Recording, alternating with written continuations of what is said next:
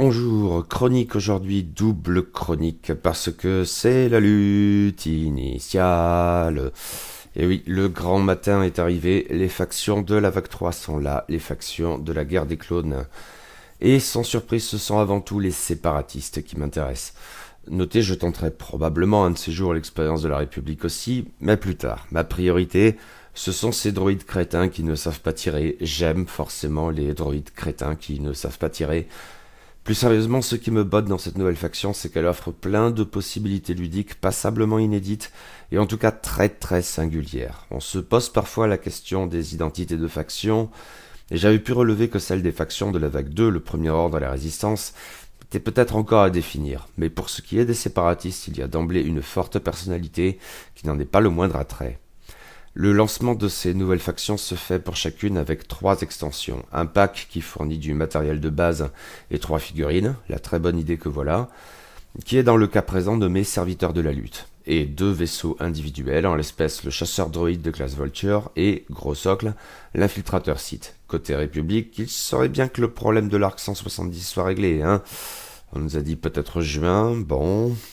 Mais restons-en aux séparatistes. Pour le coup, un même vaisseau, le chasseur droïde de classe Vulture, est présent dans 2 extensions différentes, mais avec une peinture particulière et surtout un peu de matériel spécifique pour l'extension isolée, dont au moins un truc bizarre qui me plaît bien à vue de nez. Un peu pas des masses non plus, je suppose donc qu'il est plus pertinent d'envisager tout ça en bloc et d'associer les 2 extensions, serviteur de la lutte et chasseur droïde de classe Vulture, dans un même article, une même chronique. Disons que je parlerai ici, de manière générale, du dit chasseur droïde de classe Vulture et du chasseur Belbelab 22 qui va avec. Je réserverai l'infiltrateur Sith pour un prochain article qui ne tardera pas. Commençons comme d'hab par les figurines. Il y en a 3 dans Serviteur de la lutte, un chasseur Belbelab 22 et 2 chasseurs droïdes de classe Vulture. L'extension chasseur de droïdes de classe Vulture rajoute un de ces derniers, mais avec une peinture différente. Cela dit, la première chose qui frappe quand on sort les figurines de la boîte, c'est à quel point elles sont toutes petites. Plus encore que, mettons, le A-Wing RZ-1 de l'Alliance Rebelle qui me faisait l'effet d'être le plus petit vaisseau jusqu'à présent dans l'ensemble du jeu. Je n'ai jamais eu l'intercepteur M3 à des racailles entre les mains, a priori ça se jouait entre ces deux-là. Et cela vaut aussi bien pour le Vulture que pour le Belbelab. En fait, peut-être même encore davantage pour ce dernier, ce qui m'a un peu surpris. Ce vaisseau emporte bien un pilote, il n'est pas un droïde en tant que tel, et en outre, cela se montre un peu déstabilisant au regard de la fonction de ces vaisseaux, car le Belbelab, en fin de compte, n'est pas un petit machin. C'est pourquoi sur cette photo, je les place à côté des vaisseaux auxquels ils ressemblent le plus dans leur concept, à savoir clairement le chasseur Tyelen de l'Empire Galactique pour le Vulture, et de manière peut-être un peu plus ambiguë le X-Wing T-65 de l'Alliance Rebelle pour le Belbelab, j'y reviendrai. Comme ça ne ressort pas forcément tant que ça, mais quand vous avez ces figurines sous les yeux, la petitesse des nouveautés vous saute vraiment à la gueule. Et du coup ça risque de faire bizarre sur le tapis de jeu, même si ça colle à ce qu'on en voit dans les films, etc., je ne prétends pas le contraire. Passons à la peinture, et d'abord aux 2 modèles différents du chasseur droïde de classe Vulture. Les 2 exemplaires figurant dans la boîte des serviteurs de la lutte ont une même allure, relativement complexe, et reposant essentiellement sur des tons noirs, gris et bleus répartis en bandes, avec des touches de blanc ça et là, et du rouge pour les yeux du droïde. En revanche, les Vultures sorties indépendamment a une peinture beaucoup plus simple, presque monolithique, reposant essentiellement sur 2 nuances de brun, on conserve le rouge pour les yeux. J'ai cru comprendre que cela représentait 2 états différents du vaisseau droïde, pas vraiment au plan technologique, mais au plan, disons, politique.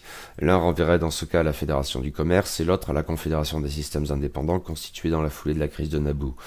Je ne maîtrise pas du tout le lore de cette époque de la licence et ne saurais donc juger de rien. À vue de nez, si on se fie aux cartes de vaisseau, je suppose que le chasseur parrain est antérieur à l'autre. Il figure clairement sur la carte du drone de la Fédération du Commerce et de manière plus ambiguë, j'ai l'impression que cela vaut aussi pour le prototype à Orchal, ce qui sera assez logique. Tous les autres vaisseaux adoptent la peinture des figurines de serviteurs de la lutte. Laquelle a clairement ma préférence. Pour tout dire, je trouve le Vulture brun assez moche en fait. Petite déconvenue à cet égard après un sentiment plus indécis concernant la taille des vaisseaux. Ceci dit, la pire déconvenue à cet égard, ce sera pour un prochain article, parce que, hélas, je trouve la peinture, au moins de l'infiltrateur Sith, assez dégueulasse. Le chasseur Belbelab 22 visuellement évoque plutôt le Vulture brun en ceci qu'il est assez uniforme, essentiellement un gris-bleu qui recouvre la majeure partie du vaisseau, dans des teintes anticipant sur les chasseurs taille de l'Empire Galactique, avec de la dorure par-ci par-là, parce que je sais pas pourquoi, mais dans mon imaginaire, cela colle parfaitement à Grievous. Je l'aurais bien vu plus rutilant, en fait. Là, c'est finalement assez sobre. Mais j'aime bien la sculpture, le design de ce vaisseau, en fait, qui m'a toujours fait penser à une sorte de voiture de luxe de l'entre-deux-guerres ou un peu après. C'est assez improbable avec une touche en quelque sorte rétro-futuriste bizarre, si cela veut dire quelque chose il y a bien longtemps dans une galaxie lointaine, très lointaine. Mais je crois pertinente finalement. Cela dit, ces vaisseaux ne concourent pas exactement pour le podium des plus belles figurines du jeu, on ne va pas se mentir. Il faut dire que les dimensions restreintes de ces appareils ne facilitent sans doute pas les tâches de sculpture comme de peinture. Avec ceci en tête, le résultat est assez honorable, je suppose. Il y a quelques détails appréciables, notamment pour le Vulture séparatiste, qui a plutôt de la gueule dans son format microbe. Et justement, le chasseur droïde de classe Vulture étant bien parti conceptuellement pour définir l'armature même de la faction des séparatistes, commençons par lui. L'idée est donc celle d'un petit vaisseau, pas cher, sacrifiable, pas très performant isolément, mais qui peut se montrer redoutable en déboulant en masse et en faisant mumuse avec des marqueurs de calcul qui bondissent, hop, d'un appareil à l'autre. Ce qui a d'emblée ses conséquences sur les caractéristiques du vaisseau. Attaque de 2 dans l'arc avant, défense de 2, 3 points de coque, pas de bouclier. Ouais, ce sont les stats les plus nazes du jeu. Les autres vaisseaux auxquels on est le plus tenté de comparer celui-ci, le chasseur Tyelen de l'Empire Galactique et le chasseur de tête Z95 AF4 partagé par les rebelles et les racailles, l'emportent le premier par l'agilité, un des verres de plus, le second par la solidité, un point de coque en moins mais 2 boucliers en plus. Cela n'a rien d'une surprise et c'est parfaitement dans l'ordre des choses. Cela permet aux chasseurs droïdes de coûter moins cher. Il y a d'autres atouts en outre qui ne ressortent pas de ces bêtes statistiques. La barre d'action est sobre mais pas inintéressante. Tout d'abord, ces chasseurs étant tous des droïdes, ils ont tous l'action calcul au lieu de l'action concentration. Dans l'absolu, le calcul est moins bien que la concentration, c'est certain, parce qu'un marqueur ne modifie qu'un seul dé, mais en l'espèce, les Vultures ont plein de possibilités de jouer avec le calcul qui auraient été inenvisageables avec l'action concentration. Cette action de calcul est bien sûr blanche, de même que l'action d'acquisition de cible n'est pas forcément la plus intéressante pour ce châssis, certes.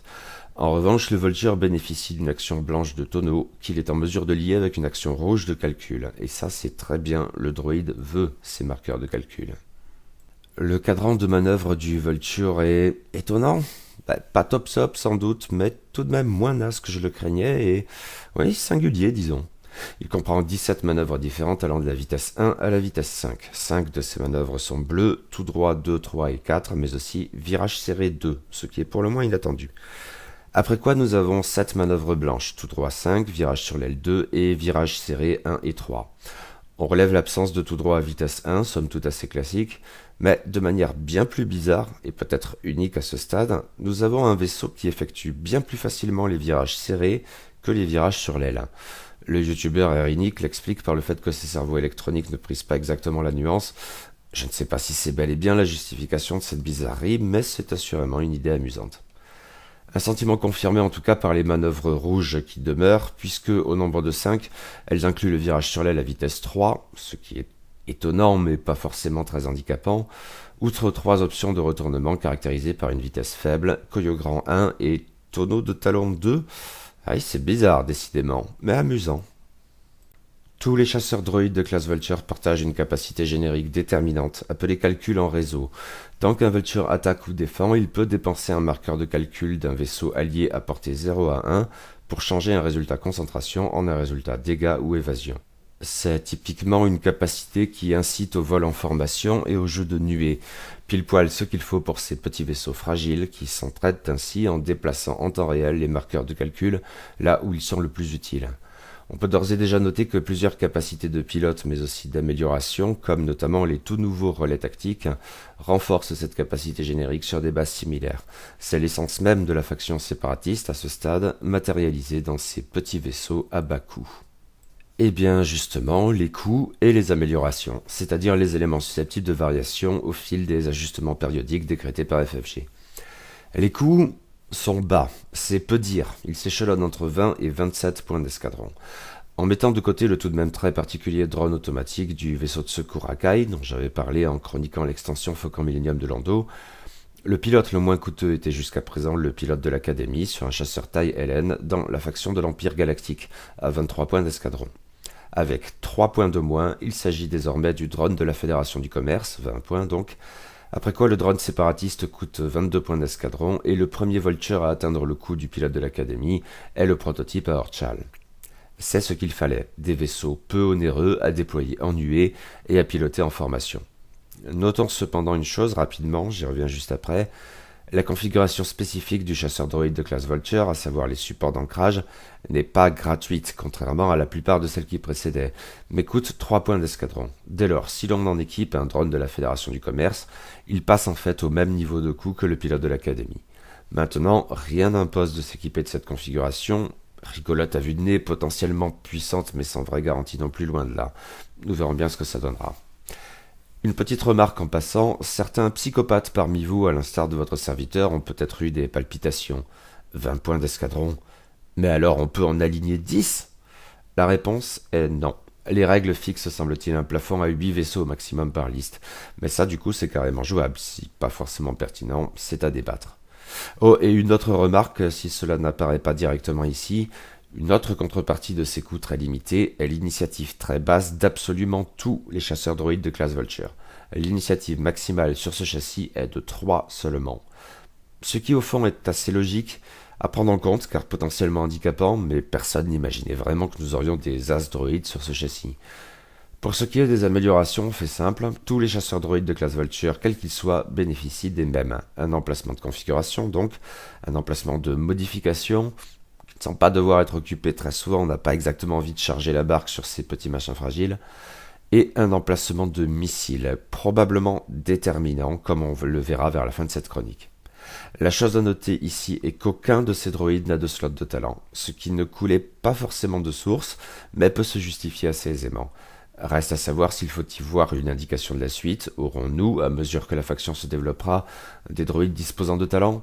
Ça n'est clairement pas le cas pour l'heure, puisque les droïdes pouvant piloter le chasseur Belbolab 22, comme l'infiltrateur Sith, ne disposent effectivement pas d'emplacement de talent. Mais peut-être est-il trop tôt pour en tirer des conséquences générales. J'y avais fait allusion et il faut maintenant détailler un peu. Les chasseurs droïdes de classe Vulture disposent d'une configuration spécifique, support d'ancrage, 3 points d'escadron. Il s'agit d'une carte dual au fonctionnement passablement tordu mais pouvant donner des trucs assez rigolos. Bon, sans vraie garantie que ce soit très efficace en même temps. Aussi est-il appréciable de pouvoir se passer de cette défense supplémentaire le cas échéant. Les supports d'ancrage s'équipent repliés lors de la mise en place. Dès lors, tant que le Vulture effectue une manœuvre, s'il chevauche un astéroïde ou un nuage de débris, spécifiquement, cela ne fonctionne pas avec les nuages de gaz qui font leur apparition avec cette vague 3, voyez plus loin, et s'il y a un autre vaisseau allié ou moins à portée 0 du dit obstacle, alors on peut retourner cette carte. Les supports d'ancrage sont désormais dépliés. Ils permettent déjà d'ignorer les obstacles à portée 0 ou quand on se déplace à travers eux. On ne prend donc pas de dégâts en atterrissant sur un astéroïde, on ne perd pas son action, on ne prend pas de stress, on garde une opportunité de tir. Et c'est là que les choses deviennent plus ambitieuses. Quand on révèle son cadran de manœuvre, s'il s'agit d'une manœuvre autre que tout droit à vitesse 2 et que l'on est à portée 0 d'un obstacle, on saute l'étape exécuter la manœuvre. Autrement dit, on reste sur place et sur l'obstacle. Et on retire un marqueur de stress si jamais. Et si on a révélé sur le cadran une manœuvre de virage, on ne l'exécute pas, mais à la place, on fait pivoter le vaisseau de 90 degrés dans la direction choisie. Le droïde reste calé sur son rocher ou truc et tourne pour se réserver les meilleurs arcs de tir. Et s'il y tient, il peut passer ainsi plusieurs tours d'affilée sur son caillou. En revanche, s'il exécute une manœuvre, et il n'y en a donc qu'une seule de possible pour se dégager, tout droit à vitesse 2, ce dont l'adversaire pourrait tirer parti, attention, alors les choses redeviennent normales, et une fois la manœuvre exécutée, on retourne la carte. Les supports d'ancrage sont à nouveau repliés, et c'est reparti. C'est une capacité unique en son genre qui adapte bien le lore de la prélogie et de Clone Wars, et qui pourrait donner des trucs vraiment très rigolos. Encore une fois, il n'y a aucune garantie que cela se montre vraiment efficace, mais dans son principe, c'est amusant, et cela au moins est certain. Attention à un truc, cela dit, c'est le genre de machin qui pourrait nuire au vol en formation. On ne peut pas empiler plus de 2 droïdes sur un même caillou. De toute façon, il n'y aurait pas vraiment la place sans cette précision. Et il faudra sans doute avoir le compas dans l'œil pour en tirer pleinement parti, mais pour sûr, je vais tenter la chose. Passons maintenant aux pilotes de chasseurs droïdes de classe Vulture. Encore que cette désignation même soit problématique, il ne s'agit en fait pas de droïdes pilotant des vaisseaux, les vaisseaux sont les droïdes. D'habitude, dans ces chroniques comme dans mes portfolios, je procède de la sorte, je distingue pilote générique et pilote nommé, et je les range en fonction des valeurs d'initiative et du coup en points d'escadron. Mais cela n'est pas forcément très pertinent ici. Les valeurs d'initiative varient peu, de même que les coûts, et les valeurs hautes n'ont pas d'autre avantage sur les valeurs basses. Comprendre, aucun de ces droïdes ne se distingue par un emplacement de talent, et l'initiative n'influe pas forcément sur l'existence de capacités spéciales. En outre, et c'est là un des apports de cette vague 3, les notions de pilote générique et de pilote nommé sont chamboulées par l'introduction de plusieurs échelles de limitation. Nous connaissions jusqu'à présent des vaisseaux, et des améliorations d'ailleurs, illimités et d'autres limités à un seul exemplaire. Mais désormais, nous avons en outre des limitations à 2 ou 3 exemplaires, le nombre de points devant le nom de la carte, qui débouchent sur des capacités spéciales à l'instar des cartes limitées à un seul exemplaire, et je suppose qu'il est dès lors plus pertinent de les classer en fonction de ce nouveau critère. 2 de ces droïdes seulement sont illimités à proprement parler, et du coup ne bénéficient pas de capacités spéciales. Le premier et le moins cher est donc le drone de la Fédération du Commerce, 20 points d'escadron, initiative 1. Il a déjà été mentionné et constitue la base idéale pour une nuée bien massive et peu onéreuse. Son seul comparse illimité est le drone séparatiste, 22 points d'escadron, à initiative 3. Honnêtement, à ce niveau, l'initiative à peine supérieure n'est pas un atout si marqué, d'autant que la question des emplacements de talent ne se pose pas pour ces droïdes. À ce compte-là, je privilégierais systématiquement le drone de la Fédération du Commerce, à vue de nez. Nous avons ensuite un vaisseau limité à 3 exemplaires, le chasseur méticuleux. À 26 points d'escadron pièce pour une initiative de 3, c'est en fait le plus coûteux de ces droïdes à ne pas être limité à un seul exemplaire, et même là, un seul droïde coûte plus cher et c'est d'un point seulement. Mais la dépense supplémentaire peut se justifier par une capacité spéciale assez intéressante. Tant que le chasseur méticuleux effectue une attaque, si le défenseur est dans son bullseye, alors il peut relancer un résultat vierge. La condition du bullseye vue de loin peut paraître problématique pour un vaisseau qui ne bénéficie pas de 36 000 options de repositionnement, surtout à une valeur d'initiative aussi basse, mais dans le vol en formation ça peut se montrer très efficace. Je l'ai constaté chaque fois que j'ai joué des nuées impériales avec tireur hors pair ou adresse au tir. C'est en fait une tactique très rentable à cet égard. Tous les vaisseaux n'en bénéficieront pas, mais au moins un ou deux de manière à peu près systématique dès l'instant que l'on pilote bien.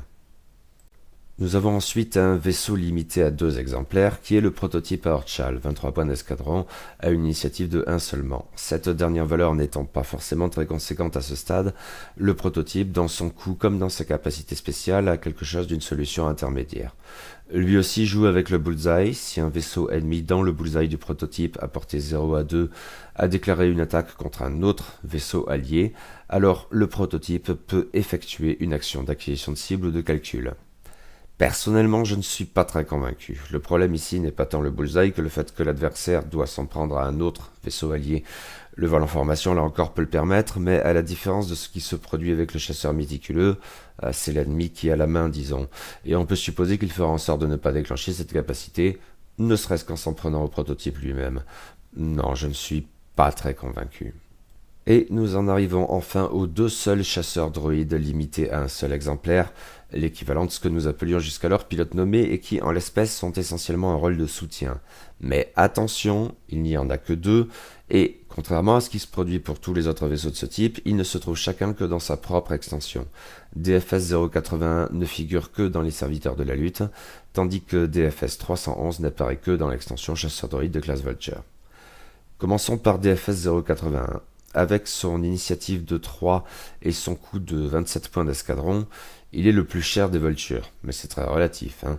Sa capacité spéciale est défensive. Tant qu'un vaisseau allié à portée 0 à 1 défend, il peut dépenser un marqueur de calcul pour changer tous les résultats critiques en résultats dégâts. Cela se tient dans la mesure où les Vultures sont dépourvus de boucliers, ils sont donc particulièrement sensibles aux coups critiques, et n'ayant que 3 points de coque, ils doivent particulièrement redouter les coups au but.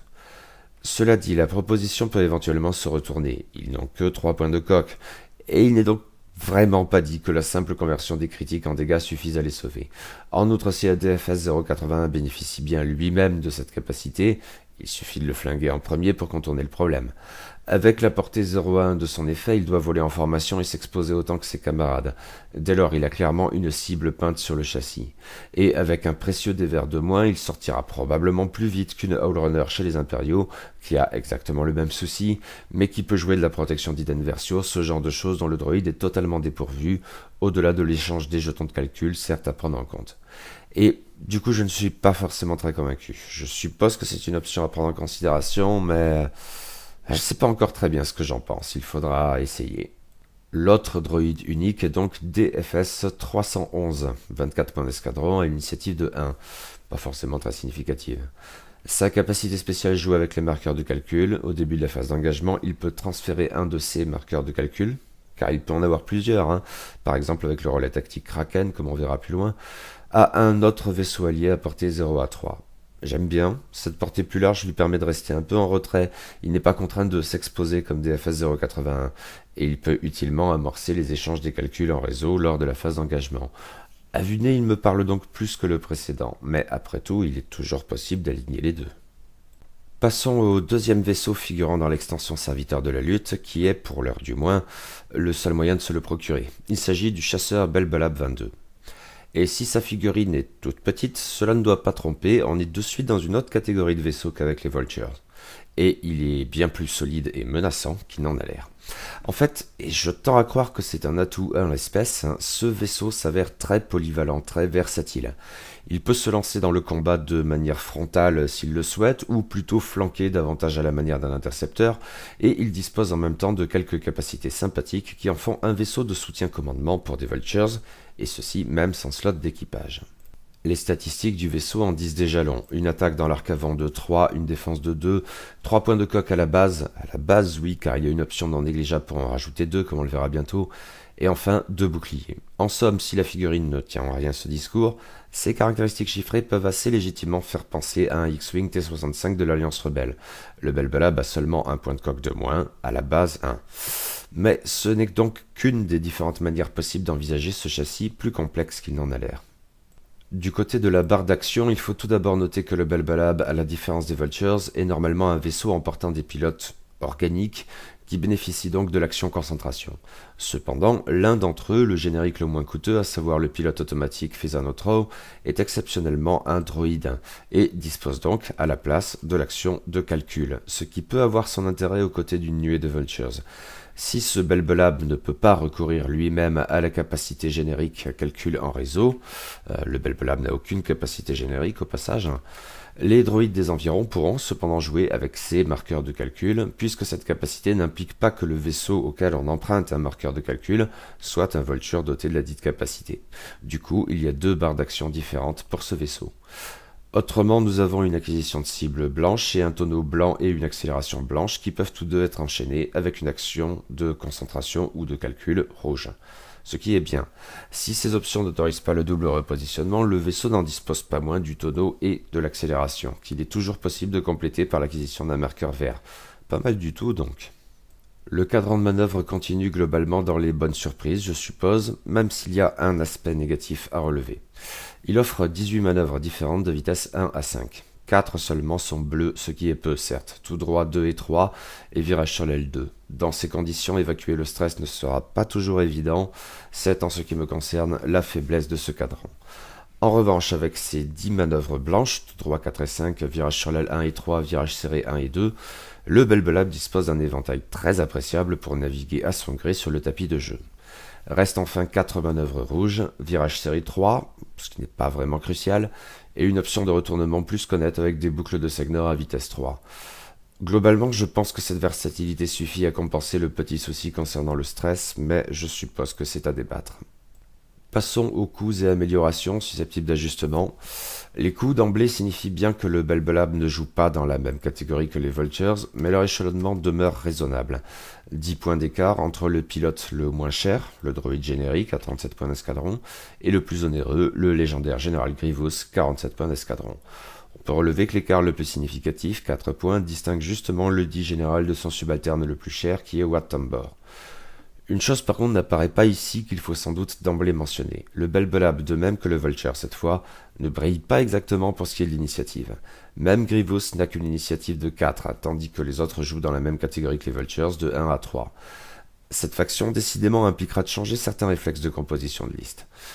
Pour ce qui est des améliorations, les options sont par ailleurs relativement mais raisonnablement limitées.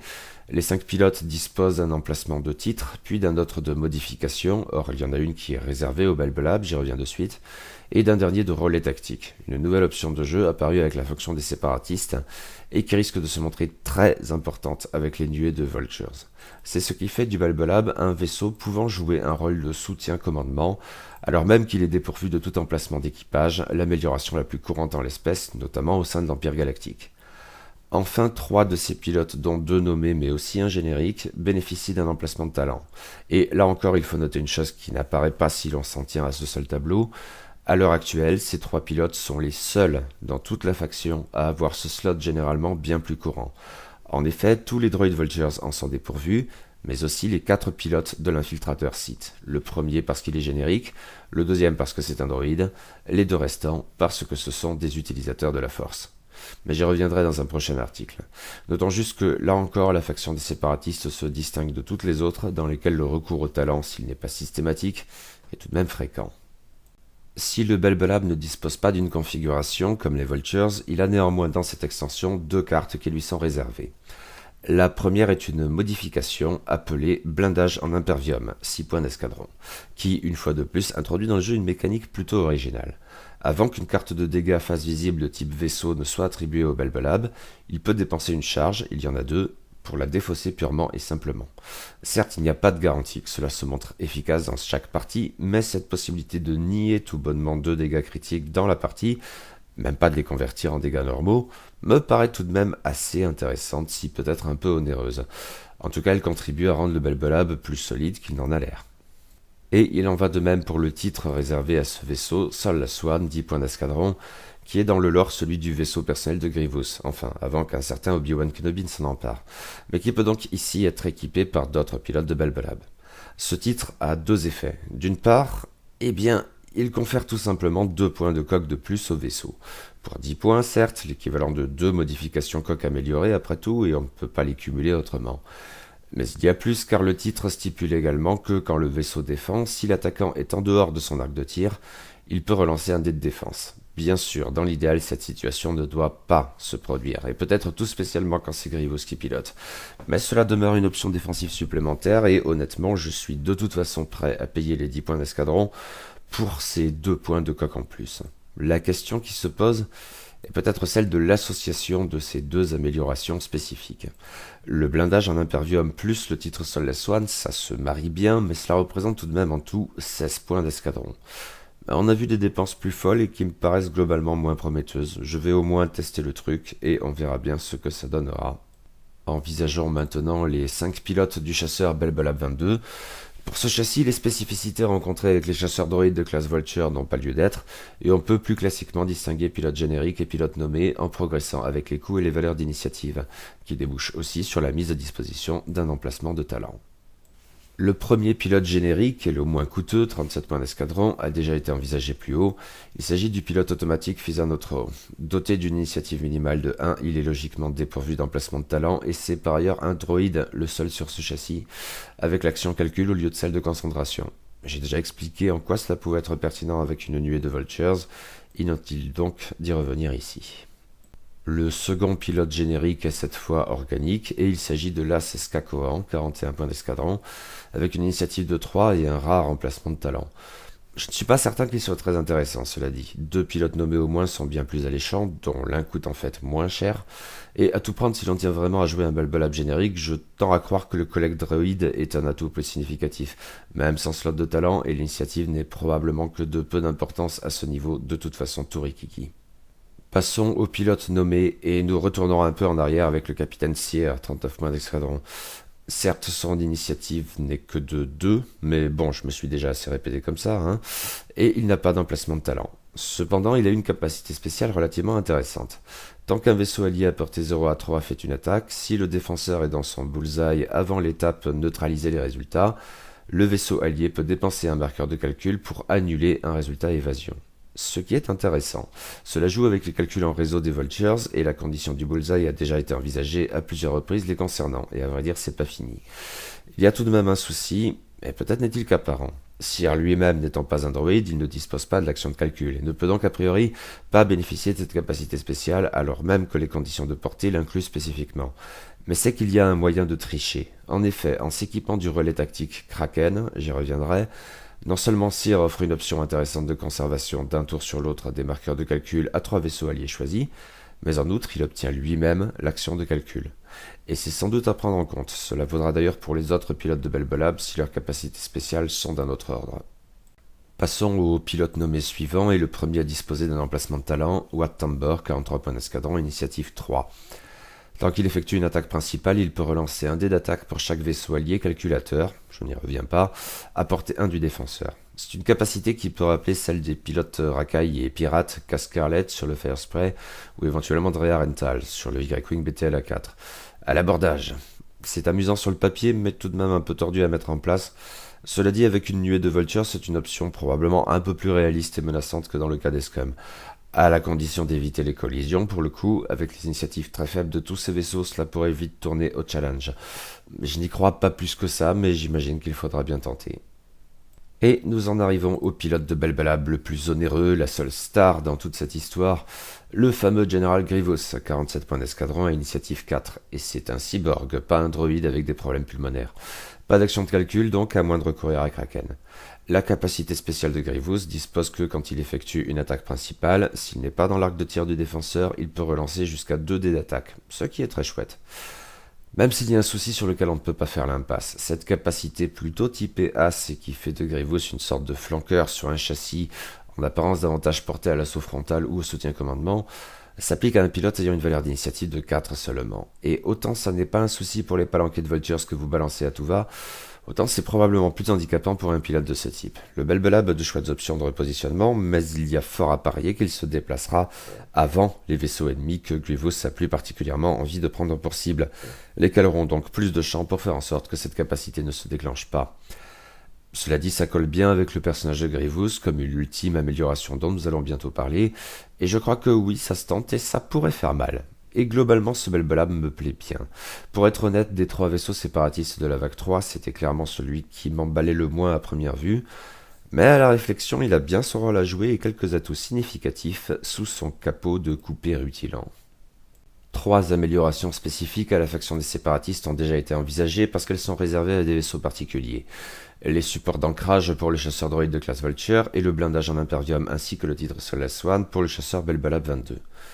Mais dans ces 2 extensions, on trouve 5 autres améliorations spécifiques à la faction qui ne renvoient pas à des vaisseaux spécifiques dans les prérequis. Cependant, en l'état, ces améliorations sont bien réservées à tel ou tel vaisseau, mais du fait des emplacements d'amélioration disponibles. Nous avons ainsi 2 missiles dont seul le Vulture peut pour l'heure s'équiper, l'un d'entre eux n'étant pas vraiment un missile, ne figurant que dans l'extension chasseur droïde de classe Vulture, et 2 relais tactiques ainsi qu'un talent qui concerne ici le seul Belbelab. Cependant, en ce qui concerne les relais tactiques, l'infiltrateur site est en réalité déjà de la partie et son extension comprend d'ailleurs un 3e type de relais tactique. Je causerai de tout ça dans un prochain article. Nous avons donc 2 missiles réservés à la faction des séparatistes, ce qui, sauf erreur, est une première. Jusqu'à présent, les missiles, les torpilles et tant qu'à faire les engins étaient toujours génériques. Or, ces nouveaux missiles ont tous deux un fonctionnement très particulier qui témoigne là encore de la singularité de la faction séparatiste en offrant des mécaniques de jeu inédites. Nous avons tout d'abord les obus énergétiques, 4 points d'escadron, qui ont un prérequis supplémentaire, l'action de calcul. C'est une attaque à 3 dés rouges dans l'arc de tir avant, à portée 2 à 3 sans modificateur de portée et disposant d'une seule charge. L'attaque ne nécessite, outre la dépense de cette charge, que la présence d'un marqueur de calcul, ce qui évite d'avoir à se faire chier avec des acquisitions de cibles et bénéficie en outre des calculs en réseau, mais aussi de Kraken, ce genre de choses qui font persister ou naviguer ces marqueurs. Et justement, tant que l'on effectue cette attaque, on peut dépenser le dit marqueur pour changer un résultat concentration en un résultat critique, après quoi on peut prendre une action pour restaurer la charge dépensée, etc. C'est une mécanique intéressante qui confère aux Vultures une attaque à 3 dés rouges pour un coût franchement dérisoire. C'est le moins onéreux de tous les missiles du jeu avec les missiles ioniques. Et la conversion d'une concentration en critique rend la chose plus attrayante encore. Certes, il n'est en principe pas possible de tirer avec à chaque tour, puisqu'il faut prendre une action de rechargement, intégrée dans la carte, c'est intéressant, à chaque fois, ce qui en principe implique que le vaisseau ne dispose pas du marqueur de calcul indispensable pour faire feu avec les obus. Sauf que le relais tactique Kraken, par exemple, peut intervenir ici, pas les calculs en réseau par contre. Mais cette action de rechargement telle qu'elle est conçue, sans marqueur de désarmement donc, n'empêche pas d'effectuer une attaque normale, et avec les marqueurs de calcul qui se baladent, les options de tir ne manquent pas. Une chouette carte, qui serait vissée d'office au châssis, n'était l'autre missile réservé aux séparatistes, le missile Discord 6 points d'escadron, qui est une amélioration limitée à 3 exemplaires. Et rappel, on n'en trouve un seul exemplaire que dans l'extension chasseur droïde de classe Vulture. Sauf que ce missile, eh bien, n'en est pas vraiment un, s'il occupe un emplacement de missile et a même missile dans son intitulé. Non seulement il ne constitue pas une attaque à proprement parler, mais en outre il s'agit d'introduire une toute nouvelle mécanique de jeu, les engins distants, dont l'infiltrateur site a d'ores et déjà fourni un autre exemple. Il s'agit de mettre sur le tapis de jeu des objets qui sont à mi-chemin entre l'engin, comme mettons une mine de proximité, et eh bien une sorte de vaisseau avec ses propres caractéristiques et sa propre carte. En l'espèce, l'engin distant concerné par le missile Discord s'appelle Nuée de Droid Buzz. Il a une valeur d'initiative de 0, une défense de 3 et un point de coque, car oui, on peut prendre ces engins pour cible, et de manière générale, une touche suffit à les faire sauter.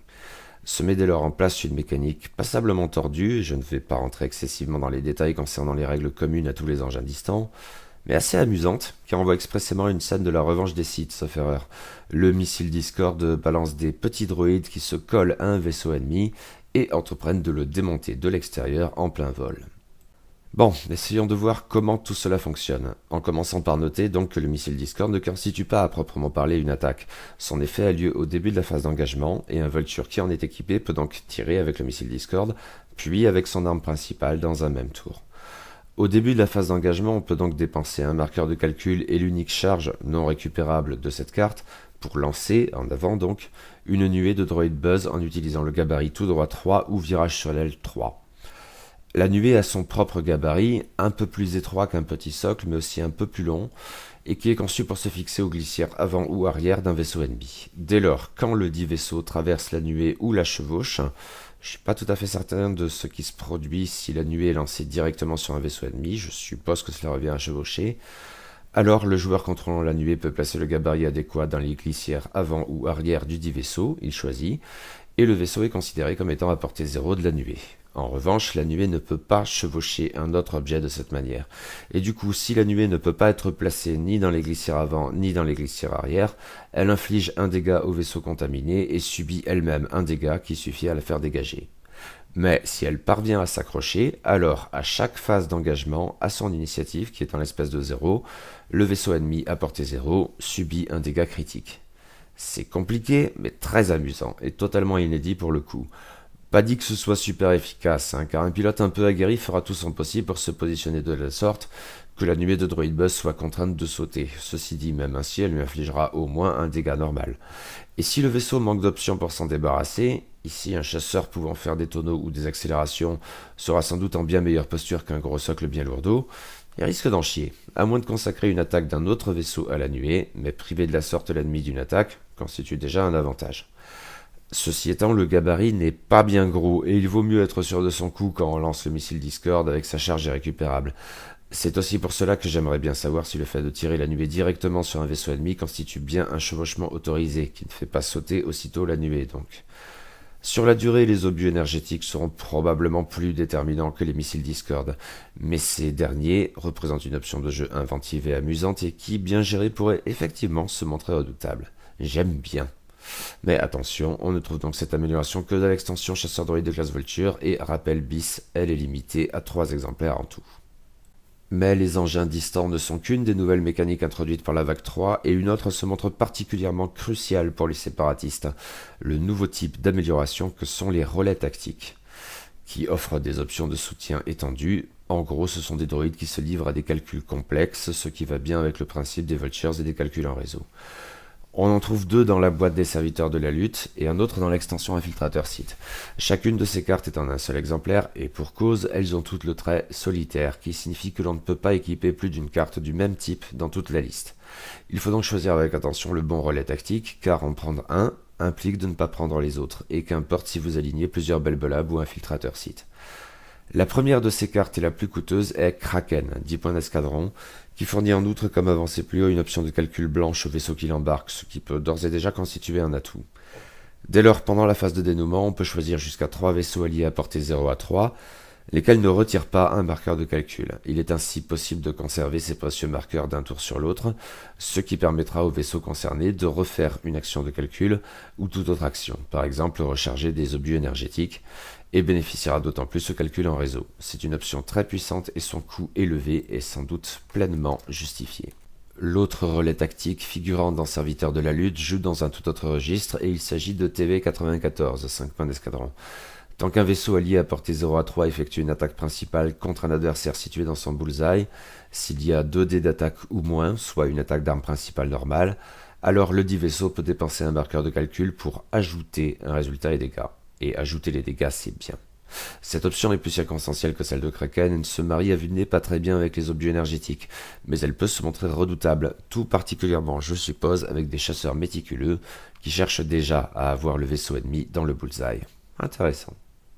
Reste une dernière amélioration spécifique aux séparatistes et qui est, sans surprise, le talent adjectif associé à la faction, à savoir perfide, 3 points d'escadron. Et là, il faut rappeler d'emblée que pour l'heure et dans toute la faction, seuls 3 pilotes du chasseur Belbelab 22 disposent d'un slot de talent, qui sont Las Skakoan, Wat Tambor et surtout le général Grievous, très probablement l'inspiration derrière cette mécanique. Tant que le pilote talentueux défend, si l'attaque est gênée par un autre vaisseau, ennemi ou pas, alors il peut dépenser la charge unique de cette carte. Dans ce cas, il annule un résultat dégâts ou critique et le vaisseau qu'il a choisi gagne un marqueur de contrainte. J'y reviens un peu plus loin. Et après qu'un vaisseau à portée 0 à 3 a été détruit, il récupère une charge et rebelote. C'est tout de même un peu compliqué. Pour bénéficier pleinement de cette capacité, il faudrait avoir des facultés de repositionnement conséquentes. Le Belbelab peut certes faire des tonneaux et des accélérations, mais son initiative très basse, même Grievous n'en a que 4 en l'espèce, risque de jouer contre lui. Bien sûr, on peut aussi imaginer un Grievous, par exemple, qui resterait planqué derrière des Vultures et s'en servirait comme bouclier. Ce serait bien dans la manière du personnage. Mais à tout prendre, le Belbelab, surtout s'il bénéficie du blindage en impervium et du titre Soulless One, est conçu pour durer bien plus longtemps que les chasseurs droïdes, qu'on n'a pas forcément envie de contraindre, ce qui revient à les fragiliser drastiquement. L'idéal serait bien d'affecter les vaisseaux ennemis, mais il faudrait piloter systématiquement comme un dieu, et ça me paraît compliqué, un peu irréaliste à vrai dire. Pour plein de raisons. Moi je n'y crois pas trop, non, mais elle libre à de bons joueurs de me démontrer le contraire.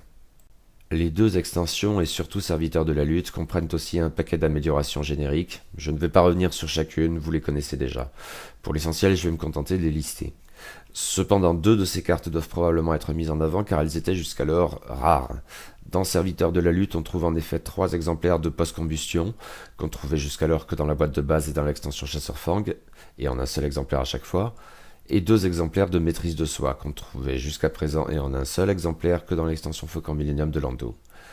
Si ce dernier talent n'est pas follement utile, la modification post-combustion en revanche peut se montrer très intéressante, et il était absurde de la limiter de la sorte. Il est donc très bienvenu que FFG la rende plus fréquente avec la vague 3, j'ai cru comprendre que la même chose se produisait dans Gardien de la République. Le fait que les vaisseaux contenus dans cette ou ces extensions puissent ou aient intérêt ou pas à s'équiper de ces améliorations est par ailleurs hors sujet.